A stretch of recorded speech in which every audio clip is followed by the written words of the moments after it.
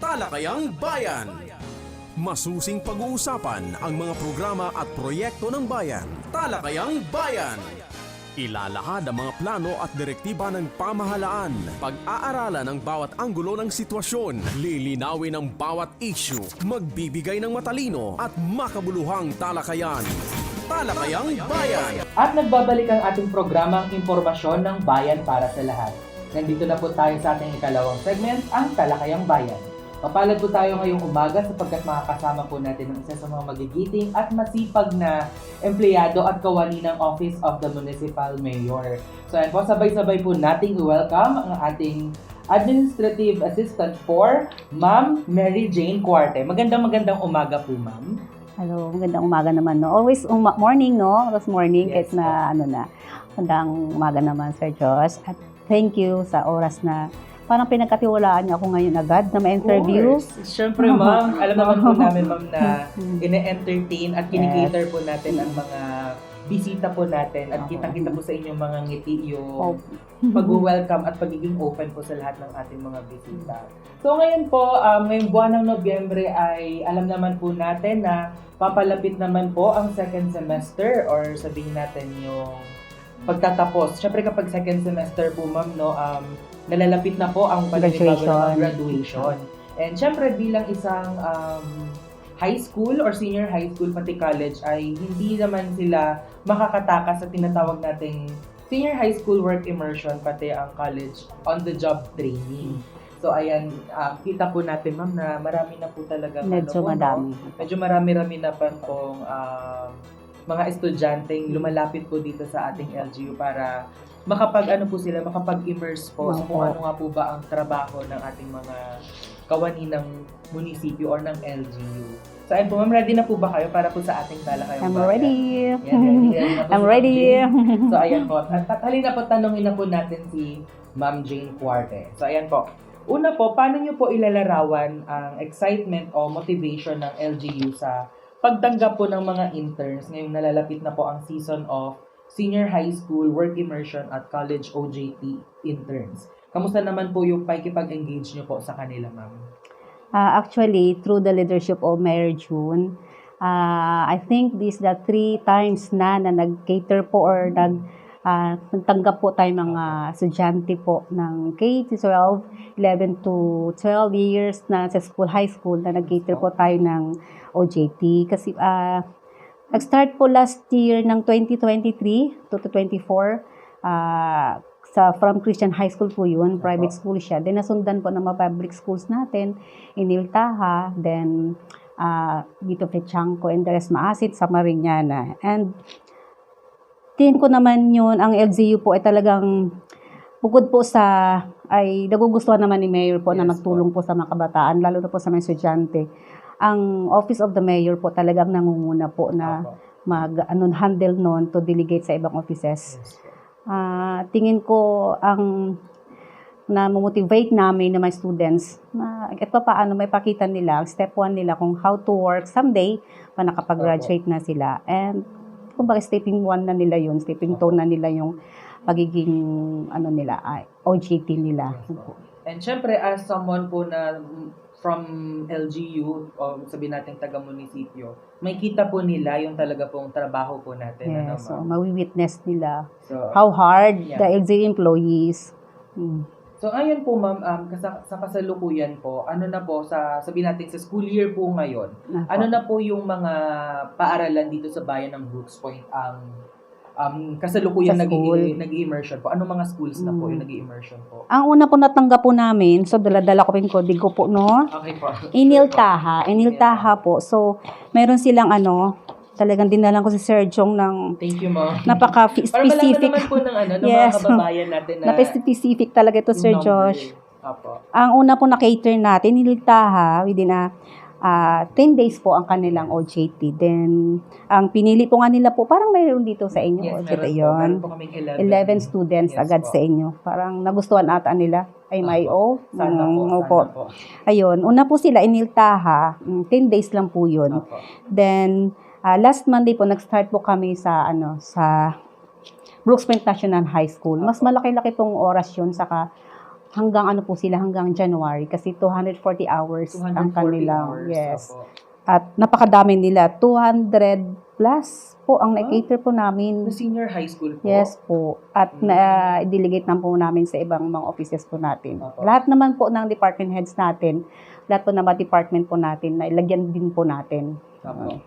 Ayun po, maraming salamat po, ma'am. Syempre, of course, pasalamatan din po natin ang ating municipal mayor sa bukal na kaloobang pagtanggap po ng mga estudyante na Opo. gusto po ma-experience o malaman kung ano nga po ba ang tunay na trabaho dito sa ating LGU.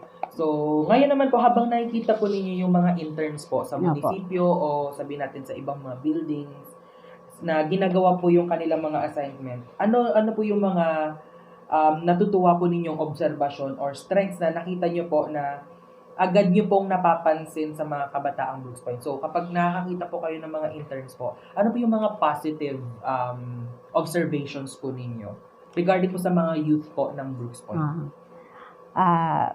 Una napansin ko po noong this year na lang po, this year na lang po tayo. Yung mga past year siguro medyo ano na din yun, this year na lang.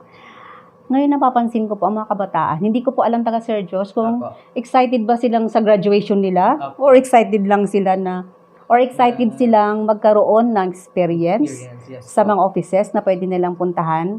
Eh sabi ko nga nakaraan nga, sabi ko, hindi kami pwedeng mag-delegate sa inyo, sa ibang offices kung hindi related sa course nyo or sa trunk nyo. Hindi pwede kasi kailangan, kahit pa paano, related naman. Kasi doon pa lang, meron kayong matutunan agad. So, ang napapansin ko sa kanila, yung dalawa nga po. Hindi ko, dalawang excited sila para lang ba requirements ba yun para sa graduation nila or yung iba naman din hindi naman din ganun, parang excited sila na mangha sila ganito pala maging empleyado ng office or lalo na empleyado ng munisipyo, ganun pala, parang ma-excited din sila, parang gusto nilang tuklasin kung how to serve people lalo na sa mayor's office.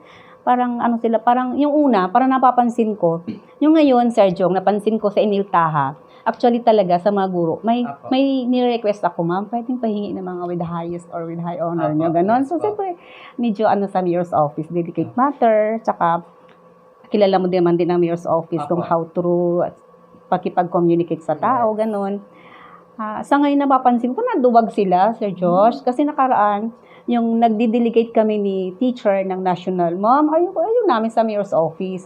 So, ako, why? Sabi ko, why kaya? Siguro, tinititigan ko yung bata. So, parang na-nervous lang siguro po dahil nakikita niya sa amin how to entertain, kung gaano kabigat minsan ng mga empleyado, yung mga bisita, yung minsan yung entertain na mga kailangan. Siguro doon sila. Pero yung mga past naman din, ang gagaling. Magagaling sila. So, malakas lang ang loob talaga. Siguro malakasan po ng loob kapag ikaw mismo ay gusto mo na mayor's office. Sabihin natin, hindi naman po sa pang-aano po kami. Yan na yung top of the line ng office dito sa munisipyo. So, kapag dinare mo yung sarili mo or nag-volunteer ka na dyan ka, ibig sabihin, sobrang lakas ng loob mo. At saka, sabi ko nga doon sa ngayon, sabi ko, ba't parang ayaw nyo? Yung parang nahiya lang din. Pero ilang days ko din na-observe, ang gagaling din naman. Itong Brooks Point National High School. So parang kinikip lang muna pala nila yung talent nila na mag-serve people din. Ang galing din naman, sabi ko. Yung nga lang, dalawang na-observe ko, parang naduwag sila sa mayor's office. Based lang po sa amin Pero sa ibang offices naman, katulad kahapon, inikutan din namin. Yung iba, sabi ko, wag ko yung ma-expect na pag pumunta kayo sa office na gano'n, ma-entertain agad kayo. At huwag kayong mag-expect na mabibigyan agad kayo ng trabaho niyo. Pag gano'n, sabi ko, minsan, observe yourself, to offer yourself, ano bang makakayanan mo. Diba, hindi naman pwede, Sir Jong, na pumasok ka lang, uupo ka. Kasi sabi ko sa kanila, treat yourself as ka-empleyado nyo kami, ka-worker nyo kami. So, huwag paupo-upo at kailangan mangialam ka sa pwede mong pakialamang trabaho. Dahil kayo yung nangangailangan sa amin. At the same time, simple kami din. Ano mo, Sir, yung natutuwa kami na nagkaroon ng mga ganong students ngayon, mga OJT.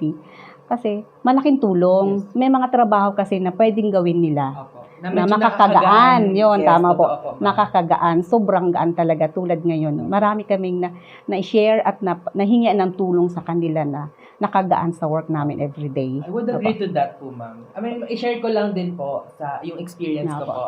Ako po kami po yung sa batch po namin, kami po ang second batch ng K-12. Mhm. So basically, yung first batch talaga pong naguluhan sila, nanibago po Opo. sila na Mm. high school pa lang mag-i-internship Opo. tayo, parang college na pala mag-OJT. So kami po yung second batch. And I would agree with you po, ma'am, na sinabi niyo po kanina dapat pag malakas ang loob mo, mayor's office ang ano mo. Mm. Yun po yung ni-request ko po dati sa advisor ko po, na Opo. ilagay po ako sa mayor's office. Unfortunately, by 2019 po, hindi po ata nag-o-offer yung mayor's office ng si former Opo. Mayor Feliciano po ng intern sa OJT. office po niya. So therefore, nandun po ako napunta sa special project. And totoo po yung sinabi po ninyo na sa mga unang araw, Opo. don't expect na talagang mabibigyan niyo agad ng trabaho. Opo. Well, as much as possible po, no, sa lahat po ng mga listeners po natin dyan na mga intern students, ito ay tinatry po ng mga empleyado ng LGU, hindi lang ng LGU, kundi lahat dito sa buong bayan ng Brooks Point na maturuan namin kayo sa mga trabaho na meron tayo. Pero syempre, hindi dito nagtatapos yung aming trabaho. May Opo. kailangan tayong gawin. Opo. So, ayun nga ma'am, may share ko lang din po yung experience po namin sa kasalukuyan po ngayon dito sa Municipal Information Office na syempre 10 days lang po yung iniltahan. Iniltahan. Then, ang Brooks Point National High School, mag-suspend To sila ng 240 240 hours. hours. So, basically, aabot po sila ng December or January. po. So, nag-request po kami sa Brooks Point National High School na baka pwedeng i-priority muna namin yung iniltaha kasi 10 araw lang po sila. Then, pag sabihin natin, kapag tapos po ng iniltaha dito, Saka sila. focus na po kami sa inyo. So, syempre, katulad ng sabi nyo rin po kanina, mapapagaan po yung yung Yes, mga trabaho. Iba. Kami po, meron po kami, sabihin natin, ina-assume po namin at minamanifest po namin na magkakaroon po ng kasiyahan sa bayan ulit. Gabi-gabi po yun sa plaza and we really need manpower. Kung kami po mga staff ay magtatrabaho ng gabi, so sana po at least may pag sa umaga may mga staff po kami katulong na medyo matulungan po kami. So ayun po, maganda po yung mithiin ng ng immersion. So sana po sa lahat ng mga senior high school students diyan na graduating, don't treat this immersion as parang just experience lang. Wag malapit naman. na graduate, Yes, kaya excited sila. Opo. Ganun. So sana i-enjoy natin yung pagkakataon na Opo. matututo tayo from the professionals. Yes. At saka, po, Sir Jus, tama po yun. Sa amin sa mayor's office po, maikwento ko lang po sa Yes, Sir Jus kasi yung mga past OJT namin, meron kaming empleyado ngayon na talagang pinasok namin siya. Apo. Kasi talaga very good siya sa work. Kaya sabi ko sa mga na-assign ng teacher sa mayor's office, dapat sila.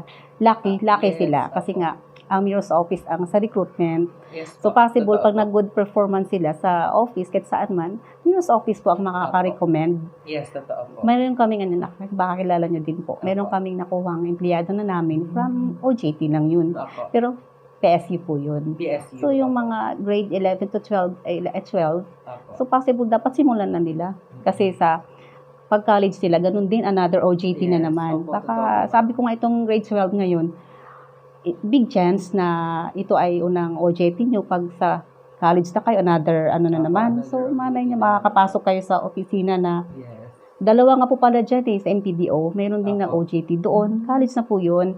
So, ngayon, tinawagan na siguro nagpakita ng gilas. Apo. At may kaalaman din po. Kaya, Ang- dapat dyan ay pakita ninyo Yes. yung best ninyo kasi syempre, Opo. para hindi kayo mahirapan na maghanap ng trabaho. Yes. Kayo ang hahanapin ng mga employers. Di ba, Opo. ma'am? Tama po yun. So, ayun po. So, kung kayo po, ma'am, ay may pagkakataon na kausapin sila isa-isa, ano po ang gusto niyo pong ipabatid tungkol sa kung paano nila masusulit ang pag-immerse sa totoong trabaho dito sa LGU? Sir Josh, karaan, before sila delegate sa ibang opisina, talagang buo ko sila kinausap sa Opo. office din. Siyempre, advices how to act sa opisina, paano silang magkikilos doon, paano sila magtrabaho. Ngayon naman, siguro kung isa-isahin ko silang bisitahin, Opo. ilang days pa lang din naman. Opo. Yung sa Eniltaha lang, ang naka 7 days na sa amin, may isa kami doon, 7 days na siya. Pero itong Brooks Point National High School, parang pa lang, Opo. 3 days pa lang. 3 days Pero pa kung baka mga next week po, plan na rin namin ikutin sila with Sir Den. Bisitahin, kahit pa paano mayor's office nag-delegate sa kanila. Kumustahin sa mga offices na pinagbigyan po namin. Yung mabinigay po namin, Sir Josh, requested po nila yun, yung dami. Hindi po yung kami lang may gusto kung ilan ang ilagay namin. Kami, requested po yun ng lahat po bago kami po nagtanggap niyan, kinausap po lahat ng head of offices kung ilan yung gusto nila, ano yung gusto nila. So, kung ano yung napunta sa kanila ng mga students, yun ang request po nila. Tingin ko kung maisa-isa ko sila sa ganitong araw, baka medyo pa sila, nangangapa pa din, Sir Josh, na gagawin. Pero, except doon sa mayor's office, talaga kasing tinututukan ko sila. Kasi tagamping promise ko sa kanila, sa mayor's office mismo, pag kayong na-assign dito, hindi pwedeng wala kayong accomplishments every day. Kaya kailangan, kaya sabi ko, i-chat down ninyo lahat ng ginawa niyo araw-araw. Pinipicturan ko pa sila for their remembrance. And diba, kailangan nila yun. Opo, pinipicturan ko sila everyday. Na walang drama, na gumagawa sila ng ganyan. Sige, picture kita. Yes, hindi po. Meron pa yung pa-cute-cute. Pero hindi ko na-send sa kanila yun. Baka naisama nila sa accomplishments nila. Meron talaga. Ginagawa ko yun sa kanila. Kasi feel ko lang, office mates ko sila, hindi lang students. Kasi sabi ko nga sa kanila, huwag nyo i-feel yung sarili nyo na estudyante kayo pag nasa office namin kayo. Lalo sa mayor's office. Treat nyo as co-workers. Opo, yun. Kaya never silang, kaya ako kakain kami, sasabay, may pinag-uusapan, sasali kayo. Kung pwede kayong sumali, sasali kayo sa usapan. As, office mates talaga. Ma-feel nila na hindi sila estudyante. Kasi nga, ang pinasok nila ay magtrabaho. Stepping stone nila po yun. Pwede po ba mag-intern po dyan sa mayor's office po, ma'am? Ako. Overqualified na po. So, parang na-excite ako na so someone na talagang tinututukan yung tinututukan yung mga students para matuto. So, sobrang sobrang rare finds nun. Sobrang rare nung mga ganun yes, sir. Just proud ako noon. Kahit ma-interview mo yung aming OJT ngayon.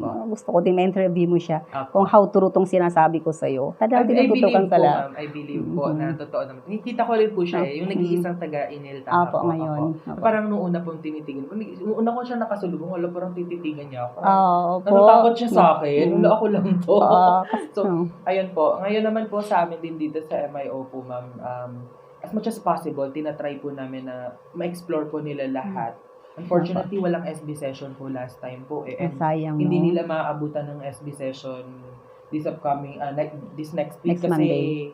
Until Monday na lang po sila. Kaya, ayun po. So, sana marami po silang natutunan from us and we best hope na hindi po sila nagsisi sa pagpili pa ng mga opisina po natin.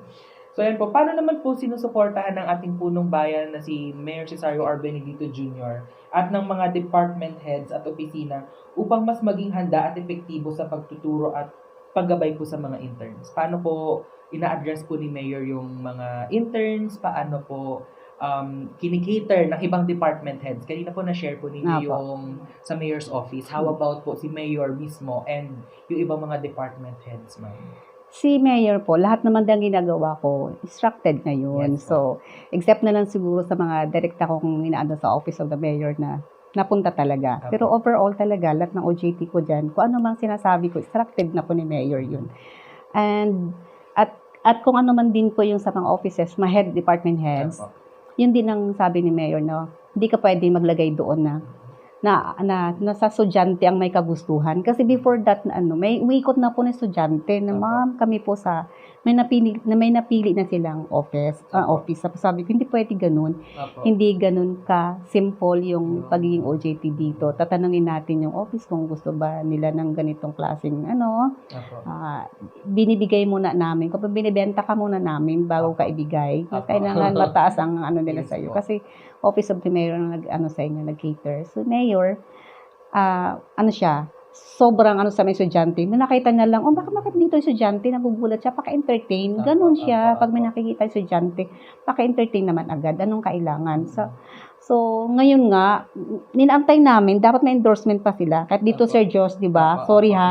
Parang mas nauna pa sila. Okay. Kisa sa papel. Nagulat lang rin po kami. Pero, kasi yun po yung ino-worry po talaga namin, ma'am, na may nauna at may sumunod po. Siyempre, yung inauna, mas naturuan na po. Yung isa kailangan pong tutukan ulit. Kaya nag-request po kami na sana hintayin na lang muna nila ng konting araw lang na mabigyan nyo rin ng time. Kasi syempre mas konti nga po yung araw. Pero either way, we will give the same treatment po naman sa kanila as as we should. Kasi deserve naman po lahat ng bata na matuto po, Yes, diba? opo. Kung kami po, ako din po ay naging isang intern din po, ano naman po ang maliit na bagay para ipagdamot ko po sa kanila yung mga Yes, natutunan. yung mga sharing knowledge na lang and learnings. Yun ang ayaw ni Mayor nakikita nakaraan. Ba't ang daming estudyante dito? Hindi po ba pwede ni ano mo na yun, Jane, i-delegate na daw. Apo. Sabi ko, Mayor, pang letter. Hindi natin pwede i-endorse sa mga dito, follow na lang. O sige po, di, through call na lang. Yung tinawagan ko mga department heads, follow na lang letter, pwede. Basta ma-cater nyo lang may estudyante at nakapag-start sila today. Kasi may hinahabol silang oras, 240 hours. So, Yes. malaki-laking araw. Sobrang love po talaga ni Mary, yung mga Yes, estudyante opo, po. No? ayun. And syempre, nandyan din po yung DPC Ball, yung para sa mga Opo. scholars naman po. Kaya hindi po natin makikita na si Mayor po ay, sabi natin, ine-echapuera ang mga kapakanan ng mga estudyante. So talagang love na love ni Mayor, may puwang si Mayor para sa mga estudyante. Totoo po yun.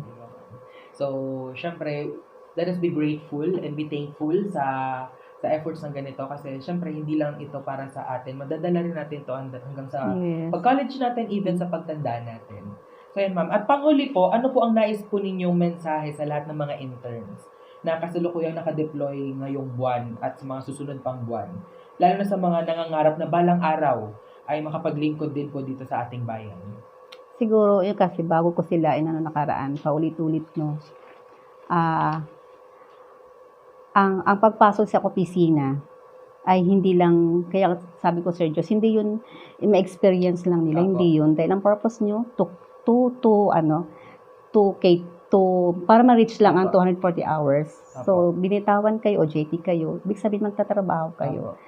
So, sabi ko sana, gawin lang ng sunod sa instruction doon, be respectful doon sa lahat ng tao sa opisina, mag-share ng knowledge din. Hindi yung antayin ka lang, ano naman. Kasi sa akin, Sir Diyos, hindi ako yung tao nakaupo lang, na walang ginagawa. So, pero mapapansin natin sa estudyante na medyo nahiya, nakaupo. Siyempre, yun, hindi pa sila medyo matured sa sa trabaho. Pero, advice ko lang na, pwede mag-share, pwede namang i-offer mo kung anong kakayanan mo. So, kung hindi mo naman kaya, hindi naman ibibigay sa'yo ng office or mga ka-opisina mo, hindi ibibigay sa'yo. Siyempre, estudyante ka pa din. Sa totoong OJT ka lang, o totoo pa naman din ang sitwasyon mo. Sa totoong mo ngayon, level mo ay estudyante ka. Pero tinitreat ka as office mate. So, hindi pa alam ng mga ka-opisina mo, lalo ng head ng office, kung ano yung meron ka, kung ano kakayanan mo. So, ikaw mismo ang mag-offer para sa akin. Ikaw yung mag-offer. Ano pong maitulong ko, ma'am, Ibenta mo yung sir? sarili mo. Ganun. Yes, ibenta nga po. Yung message, ibenta mo. Kasi, baka tulad ako, pupunta ako din sa, kilala mo ba ako, di ba? Kung babasihan mo yung aking personal data sheet, hindi mo pa yun masyadong, hindi mo pa ako makakilala. So, ako mismo papakilala sa'yo kung anong kakayanan ko, Sir Diyos. Pwede pa maitulong ko sa'yo. Yes. Kaya ko ng ganito, mapagkakatiwalaan niya ako. Ganun lang. Apo. Benta ang sarili, masipag, maging magalang, at yun lang. Ilabas ang kakayanan. Yan. So, ayan po. Hindi na po natin namalayan yung oras. Napaganda yung Yes, ang tanungan sarap. natin, Parang- ma'am.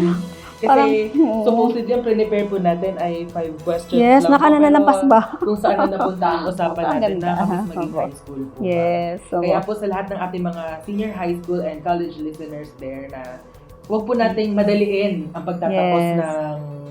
ng ating school life kasi yes. May proseso, Sir may Josh. proseso yan. I-enjoy natin kasi hindi natin mamamalayan tayo magiging alipin na rin Opo. ng salapi, Yes. magiging alipin na rin tayo ng mga trabaho at mamimit natin ang buhay estudyante pati ang Yes. mga eskwelahan. So, ayan ano po. pa rin, Sir Josh? Ano pa rin? Huwag pa rin nilang wala. Enjoy life. Yes, enjoy habang life, nagtatrabaho. Of course. Huwag natin kalilimutan na mag-enjoy sa buhay. At hindi naman sa pag-enjoy lang ng buhay habang nag-i-internship tayo. Yes. Pero po. i-enjoy natin yung pagkakataon na nakapag-internship tayo. Kahit Yes. saan mang opisina o kahit saan mang kumpanya. So, Opo, ayan Sir po. Josh. Muli po, Ma'am Jane, maraming salamat po sa pagpapaunlak ng interview. Alam po namin na napaka-busy po ninyong tao. Hindi po Hindi kayo masyado. napipirmi Hindi sa isang masyado. opisina. Minsan sa taas, minsan sa Opo. baba. Hindi pa natin mahagilap si Ma'am Jane sa isang pwesto Opo. kasi si Ma'am Jane ay talaga pong kumikilos. Masipag lang. Masipag. Masipag lang. At sa mga Na wala stress. napatularan. Napo. Okay po. Thank you. Maraming salamat Ma'am Jane. Sana po hindi po kayo magsawa na suporta ng municipal information. Kung ikaw, hindi ako tatama rin. Thank you so much po, ma'am. Maraming salamat. Sige, Sir, just very welcome. And behalf of the Office of the Mayor, very welcome. And thank you din at napaunlakan niyo ang Mayor's Office. Dahil ang Mayor's Office ang nag-delegate po sa lahat ng OJT po na napunta sa LGU Brooks Point. Thank you, Sir Jus. Thank you so much po. Talakayang Bayan. Masusing pag-uusapan ang mga programa at proyekto ng bayan. Talakayang Bayan. Ilalahad ang mga plano at direktiba ng pamahalaan. Pag-aaralan ang bawat anggulo ng sitwasyon. Lilinawin ang bawat issue. Magbibigay ng matalino at makabuluhang talakayan. Talakayang Bayan.